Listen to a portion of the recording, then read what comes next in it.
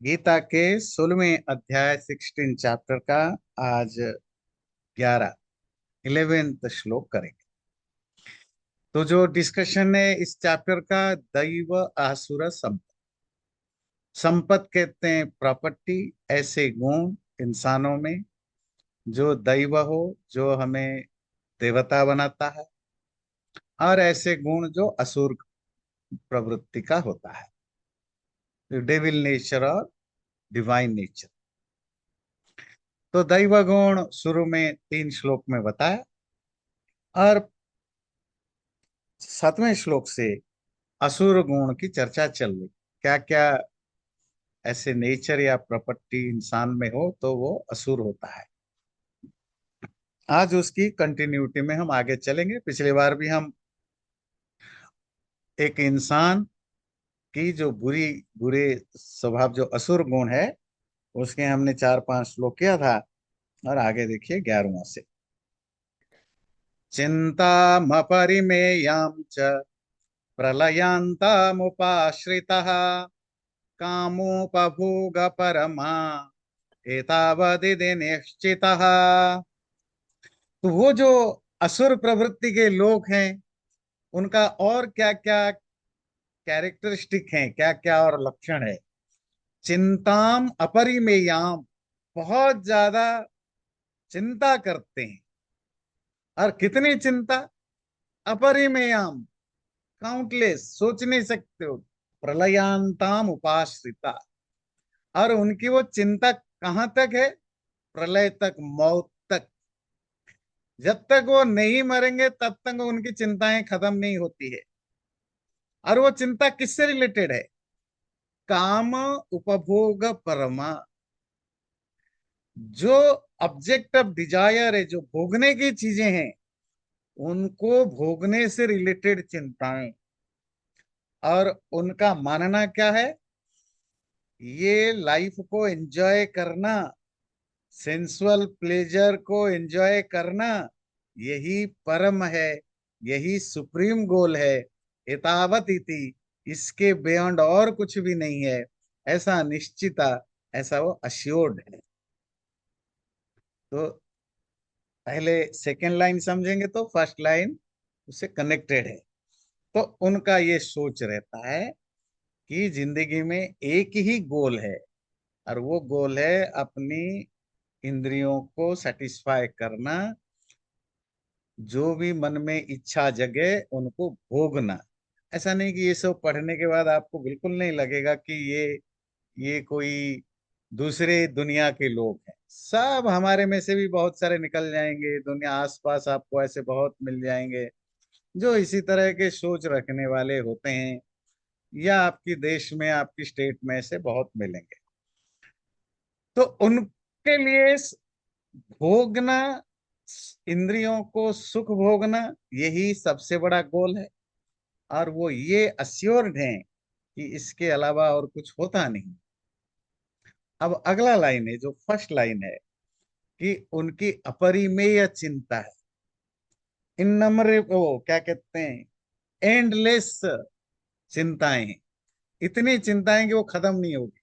और उनकी चिंता उनके मरने के साथ ही खत्म होगी। मतलब डेथ बेड पर भी है तो भी उनकी चिंताएं बनी रहती। चिंता मतलब थॉट नहीं, जो स्ट्रेस है, जो टेंशन है, जो एंजाइटी है, ये और पाना है, ये और खोना है, वो किस चीज की चिंता आगे पड़ेंगी। ये मैंने अचीव कर लिया, अब ये अचीव करना है, इसको मार दिया, अब उसको मारना है, इसको हरा दिया, उसको अब उसको हराना है, इसको मैंने इंसल्ट कर दिया, अब उनको इंसल्ट करना है, इसको देख लिया, उसको देखना है, ये पा लिया, उसको पाना है, ये भोग लिया, उसको भोगना है। बस यही चिंता बनी रहती है दिन रात। और जब बहुत चिंता आपकी होती है तो फिर आप क्या करते हैं? नींद तो नहीं आती है, तो फिर आप क्या करते हैं? फिर आप स्लीपिंग पिल लेते हैं। स्लीपिंग पिल में काम नहीं चलता है तो फिर क्या करते हैं? फिर आप शराब पीते हैं। शराब से भी मजा कम आने लगे, फिर आप ड्रग लेने लगते हैं, तो पार्टियों में जाते हैं, घर छोड़ के और कहीं भाग जाते हैं, फैमिली से कटअप हो जाते हैं। आप समझते हैं कि जो चेन सीक्वेंस है। और ऐसा आपको सब जगह मिलेगा। कोई सॉफ्ट है, कोई हार्ड है, पर आपको ये नेचुरल। और वेस्टर्न वर्ल्ड, जो वेस्टर्न कल्चर जिसको हम कहते हैं, उसमें ये चीजें बहुत ज्यादा रूप में हमें सामने देखने को मिलता है। वेस्टर्न कल्चर लेने का मतलब ये नहीं कि सिर्फ वेस्टर्न लोग करते हैं, इंडियन सबसे ज्यादा करने लग गए हैं, पर ये कल्चर इवॉल्व हुआ वेस्टर्न वर्ल्ड कि सेंसुअल प्लेजर ही सब कुछ है, उसके बियॉन्ड कुछ नहीं। और इसका ये भी अर्थ नहीं कि वेस्ट के सारे लोग ऐसा ही सोचते हैं, नहीं। वहां भी फैमिली वैल्यू, वर्च्यूज, ईश्वर, सोसाइटी, लॉ, इन सबको रेस्पेक्ट करने वाले भी बहुत लोग हैं, इसी यूएसए में भी हैं, और मानते भी हैं, पालते भी। पर इस कल्चर यही डेवलप हुआ, यही प्रमोट हुआ, ज्यादातर लोग इसी चक्कर में रहते हैं, और वो सब दुनिया भर में फैला। और ये इसको हम असुर प्रवृत्ति का एक पार्ट है। जिन जो पिछले बार तो हम असुरों के बारे में बहुत डिटेल में और भी पढ़ा था ना, वो भी आप देख लीजिए। आगे देखते हैं। आशा पाश शतैर्बद्धाः काम क्रोध परायणः ईहन्ते काम भोगार्थ मन्यायेनार्थ संचयान। आशा पाश शतैर्बद्धा, ये लोग, आशा कहते हैं होप, पाश कहते हैं फांस है, जाल है। आशा रूपक जाल, शतई सैकड़ों जालों से वो बाउंड बंधे रहते हैं। काम क्रोध परायण, काम ये जो सेंसुअल प्लेजर की इच्छा, इंद्रिय भोगों की इच्छा, और क्रोध गुस्सा, यही उनका परम आश्रय, जो हाईएस्ट रिफ्यूज है, परम आश्रय है।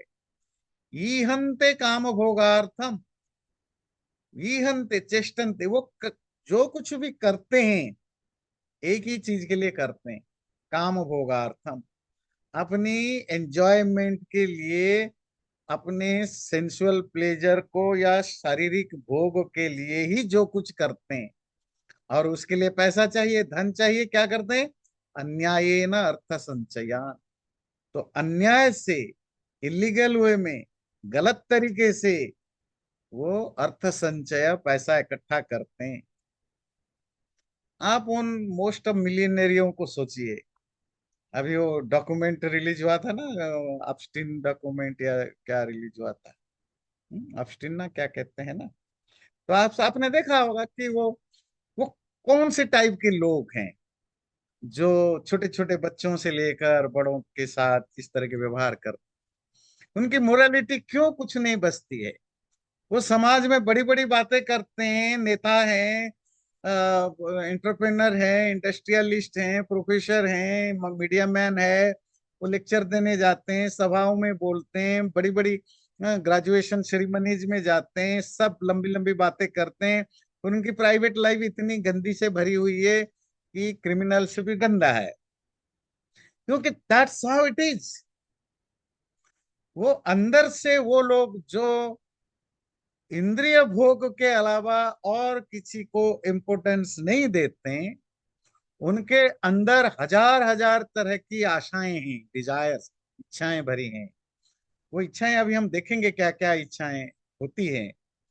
वैसे हम गीता ना भी पढ़ें तो भी इन लोगों के बारे में मीडिया वगैरह में पढ़ के आप इमेजिन कर सकते हैं। हजार तरह की इच्छाओं से बंधे हुए होते हैं, और दो चीजें कॉन्स्टेंटली उनका पार्ट ऑफ कैरेक्टरिस्टिक होता है। काम, एंजॉयमेंट की इच्छा, और क्रोध गुस्सा। क्यों? क्योंकि जब इच्छा पूरी नहीं होती है तो गुस्सा आता है। इच्छा पूरी हो जाए, अगर आप किसी, आप एंजॉय भी करते हैं, तो एंजॉयमेंट का एक लिमिट होता है, उसके बाद आप बोर हो जाते हैं, आप एग्जॉस्टेड हो जाते हैं, फिर वो आपको मजा नहीं आता है, फिर आप और कुछ ट्राई करते हैं, देन वो फ्रस्ट्रेशन होता है, फिर वो गुस्से में कन्वर्ट होता है। क्योंकि आपकी इतनी सारी इच्छाएं हैं, ऐसे व्यक्ति को किसी भी चीज से आप खुश नहीं कर सकते हैं।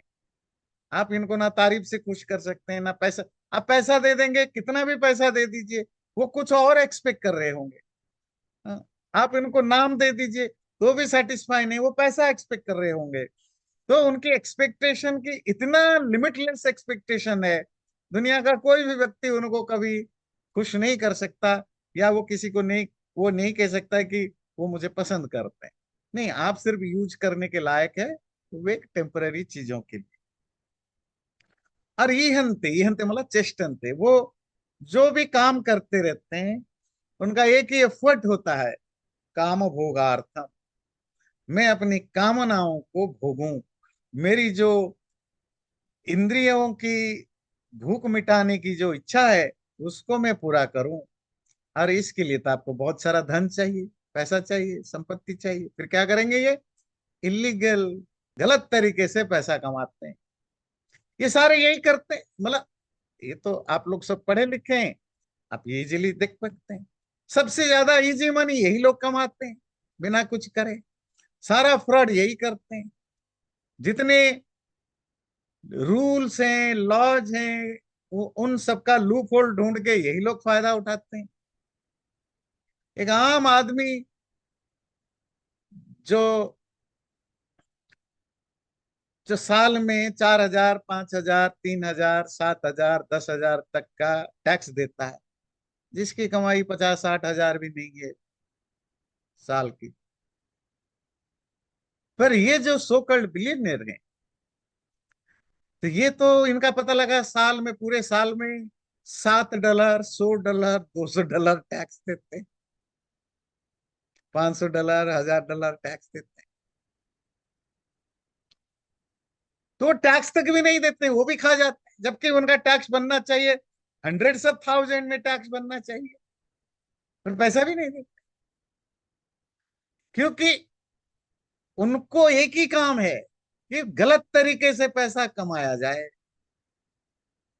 और उस पैसे को भोग में कन्वर्ट किया जाए। और हम किसके बारे में पढ़ रहे हैं? हम जो पढ़ रहे हैं, हम किसी इंडस्ट्रियलिस्ट या पावरफुल व्यक्ति के बारे में नहीं पढ़ रहे, हम पढ़ रहे हैं असुरों के बारे में, असुर, डेविल। तो अगर गीता की भाषा में ये लोग सारे असुर हैं, डिमोन हैं, राक्षस हैं। हम्म?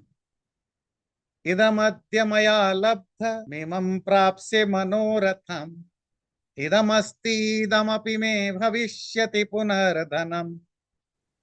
तो वो क्या उनकी इच्छाएं होती हैं जो लिमिटलेस है?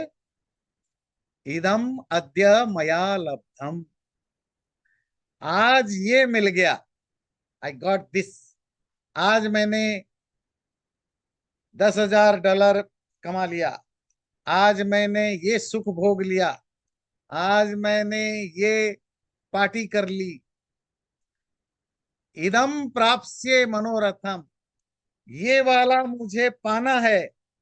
अब मैं बिलियनरी बन चुका हूं, अब मुझे ट्रिलियनर बनना है। मेरे पास 10 बंगलों हैं, मुझे 12 करना है। मेरे पास 4 प्राइवेट जेट हैं, मुझे उसको 8 करना है।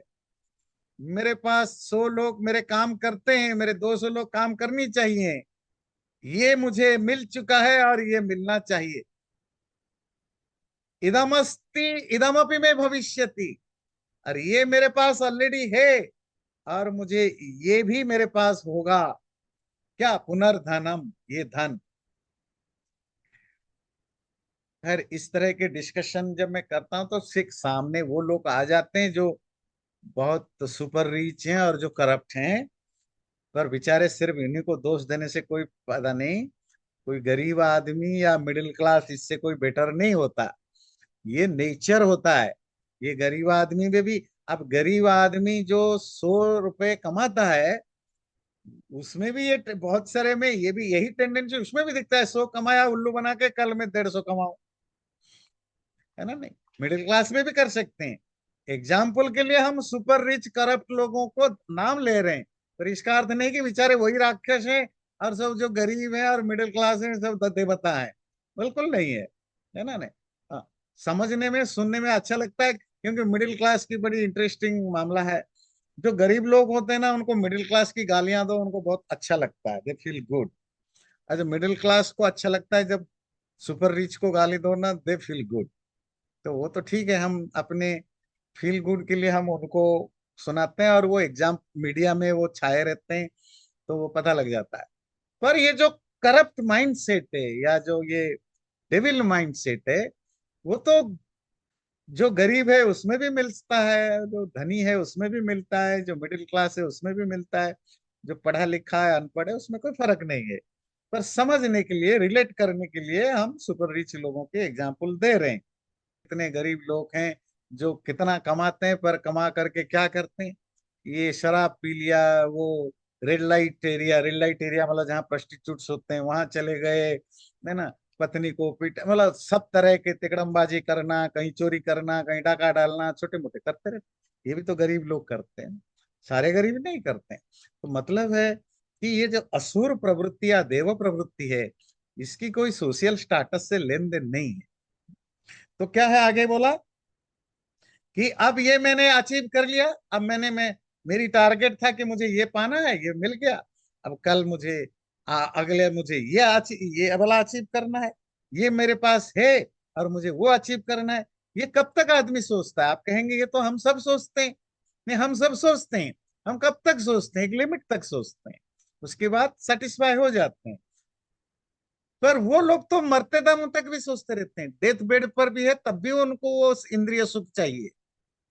है? तभी तो बाजार में इतने तरह की, मतलब आपकी इंद्रियों को, बॉडी को, है ना, वो करने के लिए इतने तरह मेडिसिन, इंजेक्शन तक आ जाते हैं। पुनर्धनम भविष्यति, और मेन पर उनका गोल क्या होता है? पैसा, धन, धन। क्यों धन मेन है? पैसा।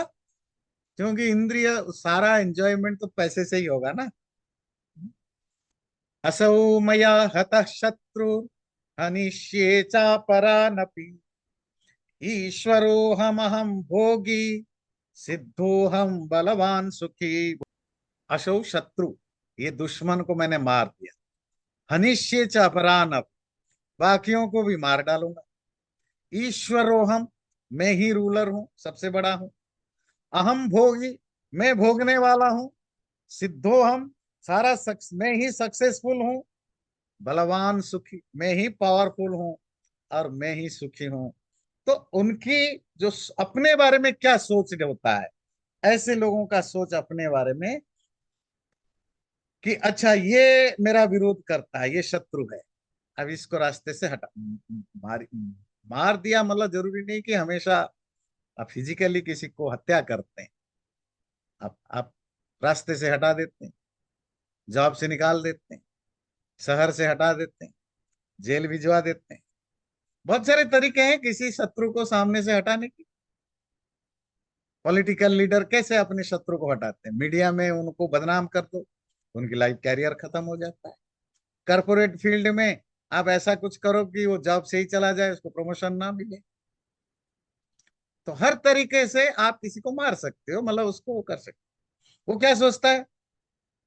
ये तो निपट गया, अभी ये शेर हो गया, अब ये दो चार बच्चे हैं। अच्छा वो ना बहुत उछलता है, हाँ इसको भी जरा देखना है। और ऐसा नहीं कि नेता लोग करते हैं, कॉर्पोरेट लोग भी करते हैं, इंडस्ट्रियलिस्ट भी करते हैं, पुलिस वाले भी करते हैं, ऑफिसर भी करते हैं। जिसके पास पावर है, मनी है, वो करता है। जिसके पास कुछ भी नहीं है, डेविल नेचर का है, गुंडा है, बदमाश है, वो गरीब भी है, वो भी करता है। सब अपने अपने लेवल में करते हैं। अच्छा व्यक्ति अपने लेवल पर अच्छा काम करता है, बुरा व्यक्ति अपने लेवल पर बुरा करता है। एग्जाम्पल हम बड़े बड़े लोगों का देते हैं। तो क्या कह रहे हैं कि इसको मैंने मार दिया, इस दुश्मन को, उसको कल मारूंगा। ईश्वरो हम। अब देखिए यहां भी ईश्वर शब्द आया, जो मैं कॉन्स्टेंटली आप लोगों को बोलता हूँ। कोई भी वर्ड का मीनिंग कॉन्टेक्स्ट देखना। अब जो दुष्ट व्यक्ति बोलता है कि मैं ईश्वर हूं, इसका मतलब थोड़ी है कि वो कहता है मैं भगवान हूं। नहीं, मैं मैं रूलर हूं, मैं रूल करने वाला व्यक्ति हूं, मैं इन पर रूल करने वाला हूं, मैं लॉर्ड हूं, मालिक हूं। ईश्वरोहम अहम भोगी, और मैं ही एंजॉयर हूं। जो भी सुख सुविधाएं हैं वो मुझे एंजॉय करना है। ये गरीब लोग, ये जिंदा ही क्यों है, पैदा ही क्यों होते हैं? तो बड़ी बड़ी महंगी गाड़ी में जाने वाले लोगों को ये तकलीफ होती है जब रास्ता जाम होता है और लोग साइकिल से, मोटरसाइकिल से, पैदल जाते हैं। कि ये भीख मंगे गरीब लोग ये जिंदा ही पैदा क्यों होते हैं? इनको कोई मार मुर क्यों नहीं देता? क्यों? तो इनको जिंदा रहने का कोई हक नहीं है। जिंदा मुझे रहना है कि मुझे भोगना है। और ये डिस्टर्ब करते हैं, प्रॉब्लम क्रिएट करते हैं। मेरी गाड़ी स्मूथली नहीं जा पाता है, गंदगी फैली हुई है, या दूसरी तरह की समस्याएं हैं, ये गरीब लोगों के कारण होता है। इनको जिंदा रहने का हक नहीं। मैं ही भोगी हूँ। ये तो कीड़े मकोड़े हैं, ये तो जिंदा रहते। भोगी तो मैं हूँ। अहम भोगी। और क्या? सिद्धो हम। मैं सिद्ध हूं, सुपर नेचुरल पावर मेरे पास है, या सुपर नेचुरल एबिलिटी मेरे पास है कि मैं कुछ भी कर सकता हूँ। वो सुपर नेचुरल एबिलिटी कहाँ से आती है? जब आप लोगों को डराते हैं, धमकाते हैं, मैनिपुलेट करते हैं, एक्सप्लॉइट करते हैं, तो लोग आपसे डरने लगते हैं और आपको सक्सेस मिलने लगता है। तो सक्सेस मिलने के कारण आपको ये फील होने लगता है कि मैं कंट्रोल कर सकता हूँ, और मैं ही माइटी हूँ, बलवान हूँ, और मैं ही सुखी हूँ। जिंदगी में अगर कोई सुखी है तो मैं ही हूँ। इसीलिए आप देखेंगे, हर वो शराब पीने वाले को, जो शराब नहीं पीते हैं, वो वो मूर्ख लगते हैं, बेकार लगते हैं, कि ये बेवकूफ है। हर वो नॉन वेजिटेरियन को वेजिटेरियन बेवकूफ लगते हैं। क्यों? उनको लगता है वो जिंदगी को एंजॉय करना नहीं जानते, वो अपनी जिंदगी का बर्बाद करते हैं। बेकार के पता नहीं किस तरह के उजुल पुजुल थॉट पाल के बैठे हैं। पर ऐसा सच नहीं है। जो शराब नहीं पीता वो भी सोचता है ये शराब पीने वाला बड़ा मूर्ख है। तो हर कोई एक दूसरे को मूर्ख समझता है। जो एंजॉय करके खुश है, जो सेंसुअल प्लेजर करके खुश है, उसको लगता है जो नहीं कर रहा है, जो ब्रह्मचारी है, जो जो जो मिनिमम चीजों में सेटिस्फाई है, संतोषी है, ये सब बेवकूफ लोग हैं। इनका कोई एम्बिशन ही नहीं, लाइफ में कुछ गोल ही नहीं है। ये तो जानवरों की तरह है। पर जो संतुष्ट है, कंटेंट व्यक्ति है, जिसके पास कम भी है पर खुश है, वो भी दूसरों तरफ से देखता है कि देखना कितना कितना बेवकूफ है। पैसे के चक्कर में पड़ा है, जिंदगी को खपा रहा है, कोई सुख है ना शांति है। तो हर आदमी अपने अपोजिट वाले को छोटा ही समझता है। पर क्या है कि जो अच्छे लोग हैं ना, अब जैसे कोई कंटेंट व्यक्ति है, उसको क्या पड़ा है कि आप कंटेंट हो नहीं हो। वो अगर आपकी लाइफ में इंटरफेयर करने लगे तो उसकी कंटेनमेंट ही खत्म हो जाएगा, संतोष ही खत्म होगा। वो क्यों आपको जज करने लगेगा? पर जो दूसरा व्यक्ति है, जो दिन रात लगा हुआ है, यहाँ से पैसा है, वहां से पैसा है, ये सुख भोगे, उसको तो नींद नहीं है दिन रात। वो दूसरों के बारे में भी देखता है, जो उसके जो अपोजिट हैं। अच्छा, ये क्यों? ये भी तो बड़ा पढ़ा लिखा टैलेंटेड है, ये क्यों मेरे तरह भाग दौड़ नहीं कर रहा है, बदमाशी नहीं कर रहा है, पढ़ा हुआ है? तो उसको लगता है कोई बेवकूफ होगा। तो उसको बेवकूफ बोल के वो खुश हो रहा है। और उसको लगता है मैं खुश हूं, देखो मेरे पास सब कुछ है, मैं खुश हूं। और ये दुखी आत्मा है। पर जिसको दुखी कह रहे हो, उससे तुमसे कोई फर्क ही नहीं पड़ता। और फर्क पड़ने लगे वो भी दुखी हो जाएगा। क्योंकि वो आपसे उसको फर्क नहीं पड़ता, इसीलिए वो खुश है। वो कंटेंट है। पर असुर प्रवृत्ति वाले लोगों को लगता है कि हम कंपैरेटिवली मैं ज्यादा खुश हूं। क्यों? क्योंकि मेरे पास पावर है, पैसा है, और बाकी सुख भोगने की या दूसरी चीजें करने की मेरे पास ज्यादा है। तो उनको ऐसा गलतफहमी होती है। आढ्योभिजनवानस्मि पुण्योऽस्ति सदृशो मया, यक्षे दास्यामि मोदिष्य इत्यज्ञान विमोहितः। आढ्य, अभिजनवान, मैं आढ्य हूं। आढ्य का मतलब वेल्थी, मेरे पास बहुत पैसा है। अभिजनवान अस्मि, मैं अच्छे खानदान में पैदा हुआ हूँ, कुलीन हूँ, वेल बर्न हूँ। अच्छे खानदान मतलब किसी रिच फैमिली में, किसी पावरफुल फैमिली में, किसी ऐसी फैमिली में जिसका नेटवर्क बड़ा है, ऐसे फैमिली में मैं पैदा हूं। तो क्या है ना, वो अपने आप आपको वो आ जाता है, एक सुपीरियरिटी कॉम्प्लेक्स आ जाता है, या प्रिविलेज्ड का फीलिंग आ जाता है ना, नहीं कि मैं किसी बड़े घर में पैदा हुआ हूँ। कोन्यो अस्ति सदृशो मया, मेरे जैसा और कौन है। यक्षे, मैं यज्ञ करूंगा। दास्यामी, दान दूंगा। मोदिष्ये, एंजॉय करूंगा। इति अज्ञान विमोहिता, इस तरह ज्ञान से डिल्यूटेड होता है। ऐसा व्यक्ति जब अपने आप को धनी, ज्ञानी, गुणी कहता है, वो एक पर्टिकुलर कॉन्टेक्स्ट में कहता है। ये नहीं कि मैं से दुनिया का सबसे बड़ा धनी हूं। जो उसके सर्कल में लोग हैं, सर्कल में उसके रिलेटिव्स हैं, फ्रेंड सर्कल में, जिस सोसाइटी में, कम्युनिटी में वो बैठता उठता है, उनमें वो ऐसा सोचने लगता है। उसको पता है कि दुनिया में तो ट्रिलियनर भी हैं, कितने कितने रिच लोग हैं, पावरफुल लोग हैं।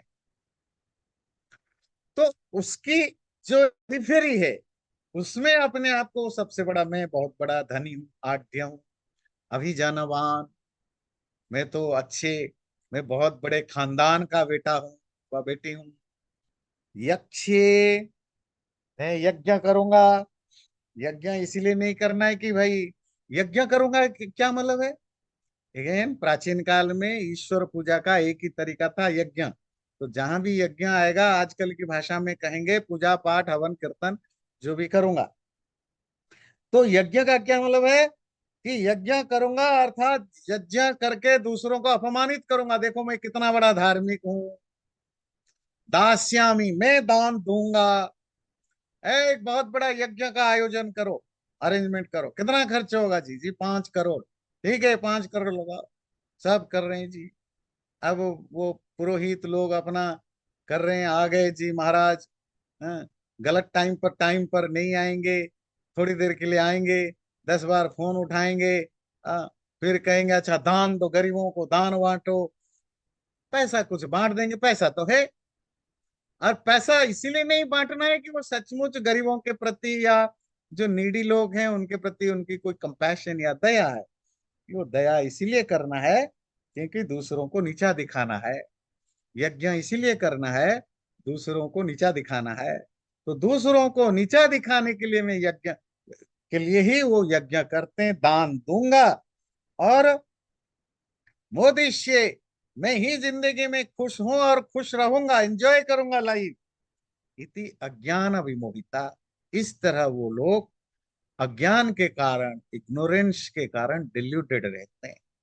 सारा पाप करने के बाद भी ये सोच के बैठते हैं, जो पूजा पाठ हवन आदि करके मुझे मरने के बाद भी स्वर्ग मिलेगा। अनेक चित्त विभ्रांता, मोह जाल समावृता, प्रसक्ता काम भोगेशु, पतंति नरकेशु च।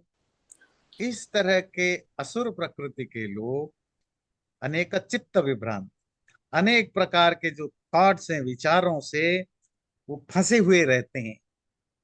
मोह जाल समावृता, मोह कहते हैं डिल्यूजन, डिल्यूजन के नेट में फंसे हुए रहते हैं। प्रसक्ता काम भोगेशु, अपने इंद्रियों की सुख, फिजिकल एंजॉयमेंट के में ही वो पड़े रहते हैं। और आखिर में पतंती नरक के अशुचौ, गंदे, आखिर में गंदे नरक को प्राप्त होते हैं या गंदे नरक में वो गिरते हैं। तो अनेक चित्त विभ्रांता, आपके पास बुक होगा, देखते रहिए। बहुत तरह की सोच, चिंताओं में हमेशा ग्रस्त रहे। आप कभी भी ऐसे लोगों के साथ बात करने जाएं, वो कभी भी आपको क्वालिटी, 2 मिनट तक क्वालिटी टाइम नहीं दे सकते। वो आपसे बात कर रहे होंगे, उधर फोन में भी लगे होंगे, फोन नहीं तो किसी कुत्ते को देख रहे होंगे या कुछ कर रहे होंगे, क्योंकि कॉन्स्टेंटली उनके दिमाग में हजारों थॉट्स चलता रहता है। इसीलिए वो किसी को कभी सीरियसली बात नहीं कर सकते। दूसरी बात है कि वो क्वालिटी टाइम इसीलिए भी नहीं दे सकते हैं क्योंकि किसी के साथ 1 to 1 सीरियसली बात करना एक रेस्पेक्टफुल वे होता है किसी से कम्युनिकेट करने का, क्योंकि उनके नेचर में किसी को रेस्पेक्ट देना नहीं है। और अगर आपको 2 मिनट तक वो आराम से आपकी बात सुनते हैं या आपकी बात, आपसे बात करते हैं, कितने भी बड़े व्यक्ति हो, तो वो जो डिसरेस्पेक्टफुल उनका नेचर है, वो कॉम्प्रोमाइज होता है। वो आपको कर ही नहीं सकते। वो 1 मिनट में ही, 2 मिनट में ही 3 4 चीजें, फोन देख रहे होंगे, कहीं बात कर रहे होंगे। तो वो कॉन्स्टेंटली भी क्यों, उनका माइंड कॉन्स्टेंटली ओवरवेलम्ड है अलग अलग प्रकार के काम और विचारों से ओवरवेल्म्ड रहता है, इसीलिए वो विभ्रांता मेस्ट, उनकी लाइफ जो है वो मेस्ट अप रहता है। मोह जाल समावृता, वो मोह इल्यूजन के जाल में फंसे रहते हैं। बस उनका एक ही है, काम और भोग, एंजॉयमेंट, मेरी जो इच्छा वो पूरी हो और भोग करे, एंजॉय करे, इसी में ही वो अटैच्ड रहते हैं, फंसे रहते हैं। फिर एट द एंड उनको नरक में ही जाना होता है, वो भी इम्प्योर अशुचि नरक, गंदे नरक में ही जाना होता है। गंदे नरक मतलब मरने के बाद उनको ऐसा जन्म मिलता है कि जो बहुत दुखदाई और पीड़ादायी और कष्टदायी होता है, ऐसे जन्म में वो मिलते हैं। ये जो बात आई कि वो दान भी देते हैं, मैं दान दूंगा, यज्ञ करूंगा, क्या मतलब है इसका? अगला श्लोक देखिए। आत्म संभाविता स्तब्धा धनमान मदान्विता यजन्ते नाम यज्ञैस्ते दंभेना विधि पूर्वकम। पैसा और मान, धन मान मदान्विता, उससे वो इतने ज्यादा इंटॉक्सिकेटेड हो चुके हैं, पागल हो चुके हैं। आत्म संभाविता, अपने आप को सबसे ज्यादा इंपोर्टेंस देते हैं, जिसको आप कहते हैं self importance, full of self importance. स्तब्धा, इसीलिए वो स्टबर्न भी बन जाते हैं, जिद्दी, जो मैंने कहा वही होगा। यजंते नाम यज्ञस्ते, और वो जो यज्ञ करते हैं वो इसीलिए नहीं करते हैं कि वो भक्त हैं, ईश्वर की भक्ति करते हैं या स्पिरिचुअलिटी की प्रैक्टिस करते हैं। नाम यज्ञ ही, सिर्फ नाम को ही करते हैं, दिखावटी के लिए करते हैं, हिपोक्रेसी के लिए करते हैं। दंभेन, दंभ हिपोक्रेसी के लिए करते हैं। और इसीलिए क्योंकि वो सीरियस नहीं है, भक्तिभाव से नहीं करते हैं, इसीलिए जो उनको वो यज्ञ करते हैं वो अविधि पूर्वकम, कोई भी जो रूल रेगुलेशन है यज्ञ करने का, उसको कभी वो फॉलो नहीं करते। पहली चीज है धन मान मदान्विता, या तो उनके पास वेल्थ है या सोशल उनको रिकॉग्नाइजेशन है, क्योंकि वो बड़े आदमी बन गए हैं, पावरफुल हैं, पैसा है, तो जहां भी जाते हैं लोग उनके आगे पीछे घूमते हैं। हैं। तो इसीलिए वो जो ऑनर उनको सोसाइटी में मिलता है। और देखिए ये बहुत ही क्रूएल ट्रूथ है। हम प्राइवेट डिस्कशन में जिन लोगों को गालियां देते हैं, बुरा कहते हैं, अगर वो पावरफुल है, वेल्थी है, तो जब वो सामने आते हैं, हम उनके साथ फोटो खींचने से लेकर उनके आगे पीछे घूम करके ऑनर ऑनर फील करते हैं। और हम ही लोग होते हैं जिनको हम गालियां देते हैं, बुराई करते हैं, उन्हीं को इनवाइट करके अपने इंस्टीट्यूशन में, अपने ऑर्गेनाइजेशन में, अपने कॉलेज यूनिवर्सिटीज में उनको गेस्ट बनाते हैं, चीफ गेस्ट बनाते हैं।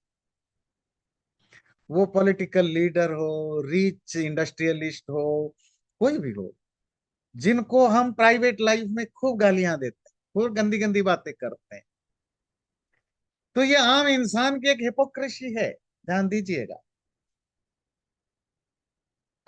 और ये तो हिंदुओं में बहुत ज्यादा है। मोस्ट ऑफ मंदिर में जो सबसे ज्यादा ऑनर किसी को किया जाता है, किसको? जिसके पास मोटा पैसा है और जो पावरफुल। क्यों?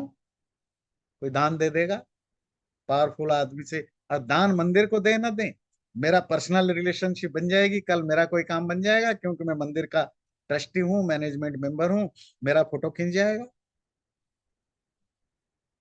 और उसी व्यक्ति से प्राइवेटली बात करो, वो उस पर्टिकुलर व्यक्ति की बुराई करेगा, ये गंदा आदमी है, ये आदमी है, ये करप्ट है। तो मोस्ट ऑफ असुर प्रवृत्ति के लोगों का समाज में प्रतिष्ठा है, नेम एंड फेम है और ऑनर है। वो ऑनर ऐसा नहीं कि कोई दिल से उनको ऑनर करता है। दिल से ऑनर तो होता है जब आप प्राइवेट में उनकी तारीफ करते हैं, क्योंकि उनके पास पावर है, मनी है, या जो कुछ भी है, और बाकी लोगों को उनसे लालच है, तो उनसे वो संबंध रखना चाहते हैं, या वो आते हैं उनके आगे पीछे घूमते रहते हैं, मंडराते रहते हैं। तो इसीलिए उनको सोशल स्टेटस तो उनका बहुत है। अपने धन और वो जो सोशल स्टेटस है, ऑनर है, उसके गर्व से वो भरे हुए रहते हैं। आत्म संभाविता, फिर वो सेल्फ सेंटर्ड होते हैं। एरोगेंट, एरोगेंट मतलब मैं सबसे बड़ा ऑनरेबल हूँ। मैं जहां जाऊं सब लोग खड़े हो जाएं। मैं जाऊं तो सबसे पहला सीट, फर्स्ट सीट मेरे लिए हो। स्टेज पर मैं बैठूं, मुझे मुझे रेस्पेक्टफुली ट्रीट किया जाए, हैं? मुझे स्पीच के लिए बुलाया जाए। जो भी मतलब उस पर्टिकुलर इवेंट में, एक्टिविटीज में मैं सेंटर ऑफ अट्रैक्शन बनूं। ऐसा क्यों? अगर नहीं होता है तो फिर वो अपमान फील करते हैं, क्योंकि वो अपने आप को बहुत ज्यादा वैल्यू देते हैं ऐसे लोग। असुर प्रवृत्ति के लोग स्तब्ध, बड़े जिद्दी होते हैं, स्टबर्न होते हैं। जब मैंने कह दिया तो कह दिया, यही सही। अगर मैंने बोल दिया कि ये दिन नहीं है रात है, तो रात ही मानो। आर्ग्यू करोगे तो सरकट, मतलब सरकट तो आजकल नहीं हो सकता, पर आपका कुछ ना कुछ बिगड़ेगा। मैंने कौवा को बगुला कहा तो बगुला मानो, बस, और कुछ हो नहीं सकता। फिर वो यजंते, यज्ञ भी करते, पूजा पाठ, हवन, मतलब मैं यज्ञ जब कहते हैं, अगेन करो, हिंदुओं के लिए एक ही रिलीजियस एक्टिविटीज पहले जमाने में था, सिर्फ यज्ञ। इसीलिए हिंदू की किसी भी शास्त्र में आपको और कोई पूजा पाठ का नाम निशान नहीं मिलेगा। पर आज यज्ञ तो आप समझ नहीं पाएंगे। तो जो व्यक्ति जो भी पूजा पाठ, मंदिर जाना, हवन कीर्तन करता है, वो सब उसी अर्थ में आता है। मतलब उनकी जो रिलीजियस एक्टिविटीज यज्ञ आदि करते हैं, वो क्यों करते हैं? बोले दम्भे न, अपनी दिखाने के लिए, शो करने के लिए। क्या शो करने के लिए? देखो मैं सबसे बड़ा जब सब फील्ड में मैं, जब पैसा मेरे पास है, पावर मेरे पास है, तो दुनिया का सबसे बड़ा रिलीजियस पर्सन भी मैं ही हूँ। तो क्या प्रूफ है कि आप रिलीजियस पर्सन है? तो बड़े बड़े पूजा पाठ, यज्ञ हवन कराते हैं। तो कराए, कोई बात नहीं। कैसे कराते हैं? दंभ के कारण करते हैं, अहंकार के कारण। पर कैसे करते हैं? नाम यज्ञ यजंते, नाम को ही वो करते हैं, अविधि पूर्वकम। कोई रूल नहीं फॉलो करना। कोई भी यज्ञ करो, हवन करो, हमारे पूर्वजों ने एक सिस्टम बनाया, विधि व्यवस्था बनाई, उसी के हिसाब से करना। पर क्योंकि मैं अब पावरफुल हूं, अब यहां मेरे हिसाब से कॉम्प्रोमाइज हो। मैं ऐसा नहीं करूंगा, आप ऐसा करो, इसको चेंज कर दो, इसको चेंज कर दो, इसकी जरूरत नहीं। फिर क्यों जरूरत नहीं? क्योंकि मैं पावरफुल हूं, मैं डिसीजन लूंगा, इसकी जरूरत है। फिर कर क्यों रहे हो? लोगों को दिखाना है कि मैं बहुत बड़ा यज्ञ करता हूं। अब बात सिर्फ यज्ञ तो, क्योंकि हिंदू शास्त्र हम पढ़ रहे हैं, किसी भी दूसरे रिलीजन का भी देख सकते हैं। जो पावरफुल है, वो रिलीजियस एक्टिविटीज में इंटरफेयर करता है अपने ढंग से, उसको तोड़ मरोड़ करना चाहता है। वो अलग बात है कि बाकी रिलीजन में इतना उनको मौका नहीं मिलता है, क्योंकि रिलीजियस पीपुल बहुत बहुत स्ट्रांग उनका पावर रहता है। हिंदुओं में क्योंकि जो धर्माचार्य होते हैं वो पावरलेस होते हैं, तो यहाँ इस तरह के, इसलिए आप देखेंगे मोस्ट ऑफ मंदिरों में जो जो लीडर्स हैं, उनका जीरो धर्म में इंटरेस्ट है। पर वो सिर्फ अपना बुढ़ापा का टाइम पास करने, अपनी पावर, मतलब पेटी पावर की एंजॉय करने, वो मंदिर पॉलिटिक्स में घुसते हैं। और वो करते क्या है? सारे धार्मिक व्यवस्था को अपने हिसाब से करना चाहते हैं। कोई सनी सब जगह ऐसा है, बहुत सारे जगह बहुत अच्छे धार्मिक व्यक्ति धर्म की भावना से ही मंदिर के जुड़ते हैं, मंदिर की संभालते हैं, फिर वो सिस्टम को रेस्पेक्ट करते हैं, जो भी चलता आ रहा है उसको रेस्पेक्ट करते हैं। पर जो इस तरह की घमंडी व्यक्ति है, असुर प्रवृत्ति का, वो फिर उसको सब चेंज चांज करना चाहता है अपने हिसाब से, क्योंकि मुझे पसंद नहीं आ रहा। और वो क्यों फिर करते हो भाई? बस नाम हो जाए कि लोगों को पता चले कि मैं बड़ा रिलीजियस हूं। नाम यज्ञ, नाम को करते हैं, दंभे न हिपोक्रेसी के लिए करते हैं। अहंकारम बलम दर्पम कामं क्रोधं च संश्रितः मामात्म परदेहेषु प्रद्वेषन्तोऽभ्यसूयकः।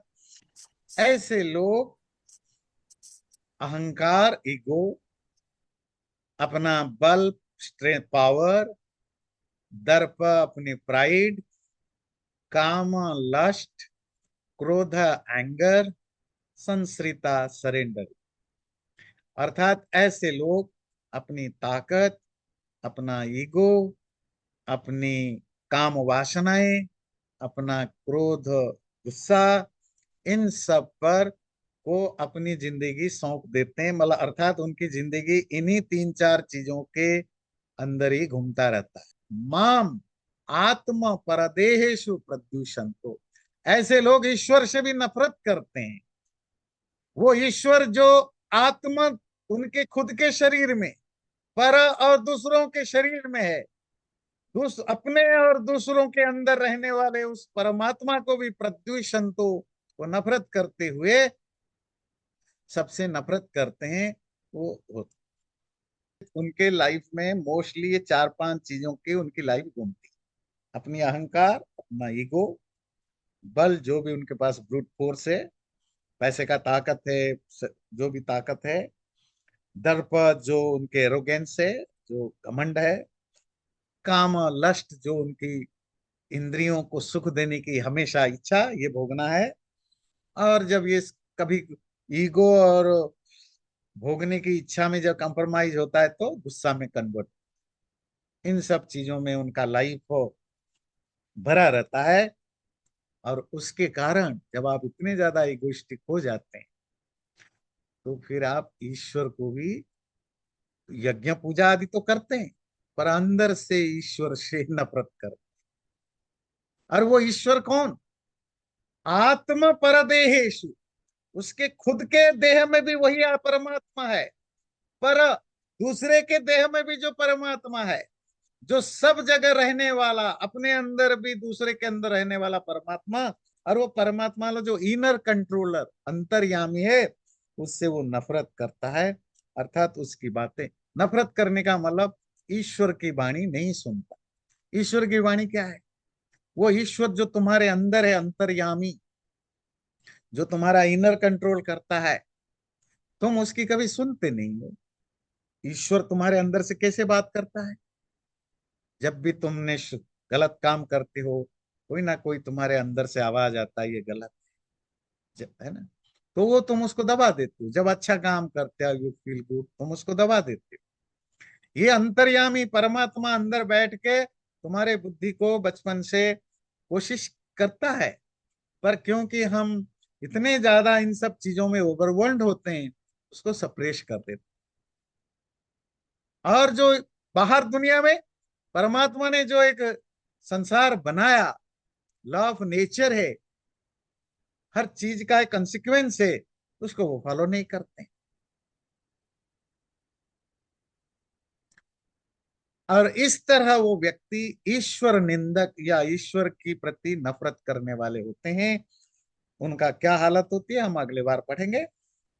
अब आप पूछिए, किसी को कुछ कहना है, आ- पूछना है तो आप। आचार्य जी। हाला जी, हाँ। हाँ, तो ये चैप्टर है आपने कहा, और हम देखते हैं कि सेल्फ इवैल्यूएशन इससे कर सकते हैं हम्म।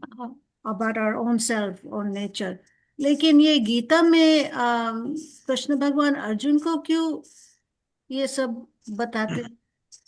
देखिए, गीता एज ए बुक इसमें सनातन धर्म की, हिंदू धर्म की हर वो जो कलर है उसको जगह मिली। यहाँ भक्ति को भी जगह मिली, ज्ञान को भी जगह मिली, उपनिषद को भी जगह मिली, मनुस्मृति के धर्मशास्त्र को भी जगह मिली। तो वो हर वो चीज जो अलग अलग शास्त्रों में है, उनका एक तरह के यहाँ हिंदू धर्म का एक निचोड़ के रूप में रखा गया है। कृष्ण ने अर्जुन को कितना बताया, क्या यही सब एक्चुअली बताया, नहीं बताया, it's different. Actually Gita is written by Maharshi Vyas. Krishna और अर्जुन उसमें कैरेक्टर के रूप में दिखाए गए हैं। ऑथर तो व्यास है ना, व्यास ने लिखा है। अब हो सकता है कृष्ण अर्जुन ने 10 मिनट की बात की हो, हिस्ट्री, अगर वो हिस्ट्री है, 10 मिनट की बात हो, इन्होंने इसको एलाबोरेट करके बताया। हो सकता है 1 घंटे में किया हो, सचमुच बताया हो, उन्होंने आज ही चीज लिख दिया, वो अलग चीज है। पर ये हमारे धर्म का एक एस्पेक्ट है कि हमें पता चले अच्छा या बुरा क्या होता है। अब सपोज हम मान के चलते हैं कि कृष्ण ने अर्जुन को ये बताया, और युद्ध के मैदान में ही बताया और गीता के थ्रू बताया, तो फिर क्यों बताया जो प्रश्न, उसको भी देख लेंगे। अब क्योंकि कृष्ण इंसान के बारे में डिस्कशन कर रहे हैं, और यहाँ युद्ध के मैदान में जो लोग खड़े हैं उसमें भी कुछ देव नेचर वाले हैं, कुछ असुर नेचर वाले हैं, जो वो अपने साइड में भी हैं, दूसरी साइड में भी हैं। अर्जुन की जो डिलेमा है, वो डिलेमा तो कंफ्यूजन है कि मैं कैसे मारूं, सब अपने लोग हैं। पर तुम्हारा अपना आदमी भी कोई अगर असुर है तो वो तो मारने लायक ही हो सकता है। है ना, नहीं? तो वो उसकी पार्ट है जो पूरी, जिसको कहते हैं ना, जब वार पर सैनिक जाते हैं, वो सिर्फ वो लड़ाई की ट्रेनिंग नहीं लेते हैं, इनको ये भी सिखाया जाता है, ट्रेनिंग दी जाती है कि अ, जो साइकोलॉजिकल है, इमोशनल है, ये सब मेंटली प्रिपेयर किया जाता है कि जब वो लड़ाई करने जाएं, उसको कोई डिलेमा ना हो कि मैं मारूं ना मारूं।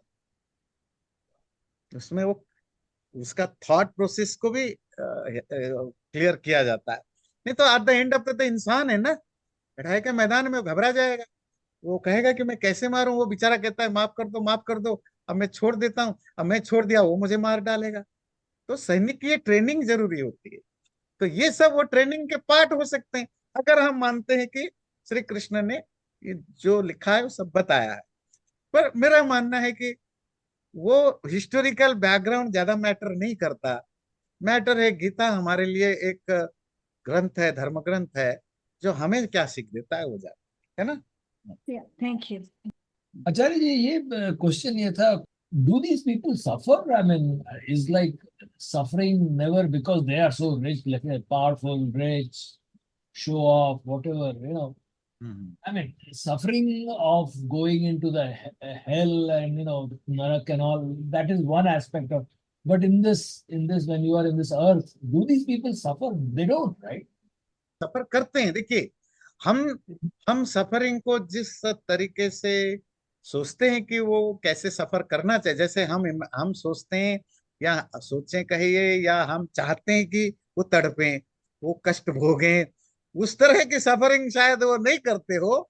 पर ऐसे व्यक्ति अंदर से हमेशा फ्रस्ट्रेटेड रहता है, अंदर की शांति खत्म हो जाती है, अंदर की जो कामनेस खत्म हो जाता है ऐसे लोगों की। वो कांस्टेंट डर में बने रहते हैं, कांस्टेंट अनसर्टनिटी में बने रहते हैं, अंदर ये सब बना रहता है, और वो एक वैक्यूम में जिंदा रहते हैं। वैक्यूम में जिंदा रहना is most painful thing. Vacuum में मतलब जब आपको लगता है कुछ अब क्या है ना, जो लोग देखो ड्रग वगैरह लेते हैं, ये जो नाइट क्लब वगैरह बहुत जाने के बाद जब वो फ्रस्ट्रेटेड हो जाते हैं, जो भोगना था एक्सट्रीमली भोगने के बाद तो बचता नहीं है, फिर वो एडिक्टेड होते हैं ऐसे चीजों के प्रति। फैमिली तो छोड़ रखा है, तो वैक्यूम से ही गलत रास्ते पर जाते। बाकी हो सकता है इस जीवन में उनके साथ कोई बहुत ज्यादा सफरिंग ना भी हो, जैसे मनुस्मृति में भी कहा है, मैं श्लोक कोट कर रहा हूँ, अधर्मेण एधते धनम ततो शत्रुन जयते सदा। तो मैं श्लोक का पूरा याद नहीं आ रहा, जिसका मतलब है अधर्म से आदमी बहुत बढ़ता है समझते हैं, शत्रुओं को भी नष्ट करता है, जो चाहता है अचीव करता है, पर अंते समूलो विनश्यति, ये मनुस्मृति में आएगा। पर एक टाइम आता है जब उसकी बर्बादी पूरी रूप के साथ होता है, और वो बर्बादी इस जीवन में भी और अगले जीवन में तो और भयानक रूप से होता है। ऐसा हमारे शास्त्रों, हिंदू शास्त्रों का मानना है। बाकी जो लोग ये करते हैं वो अगर ये मानेंगे तो फिर करते ही करेंगे कैसे?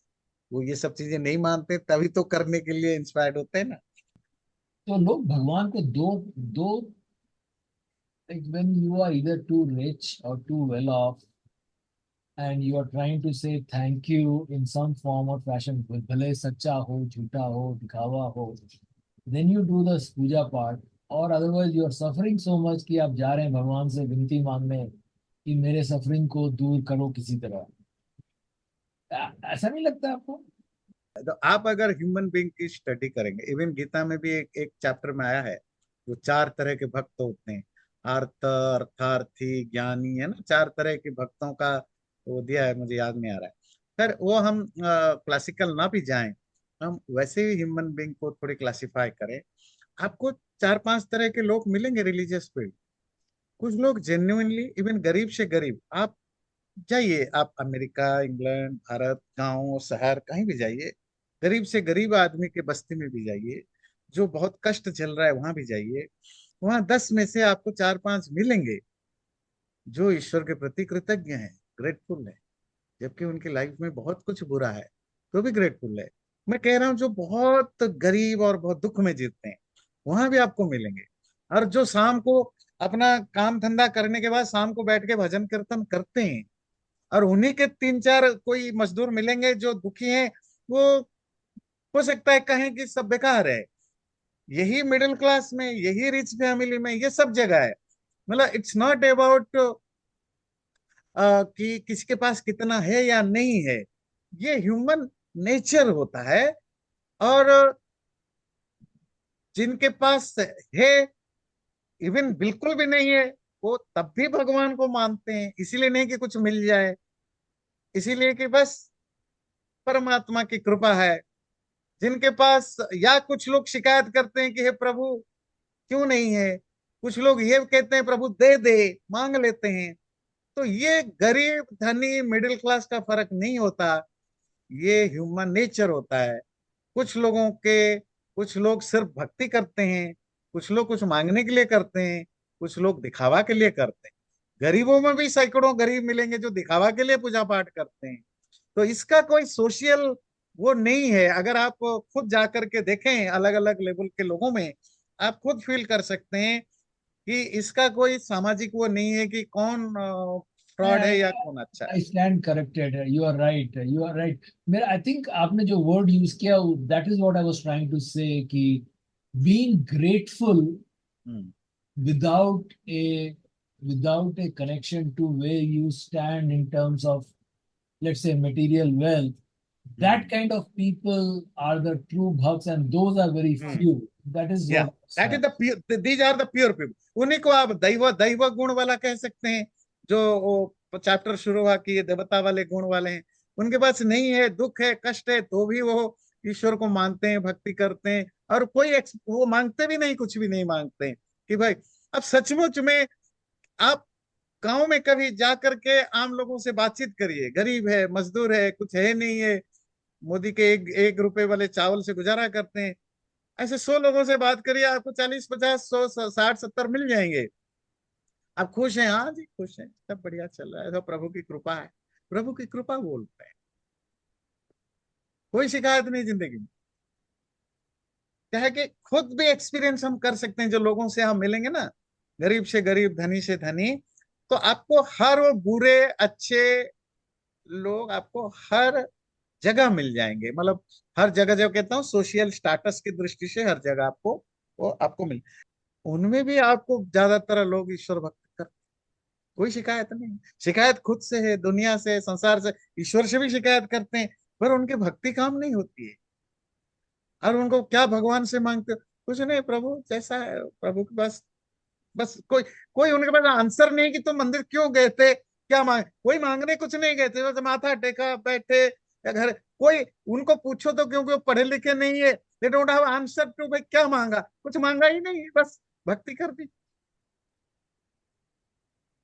तो ये तो मैं कह रहा हूं, जो गरीब सफर करते हैं, इसी तरह धनी लोग भी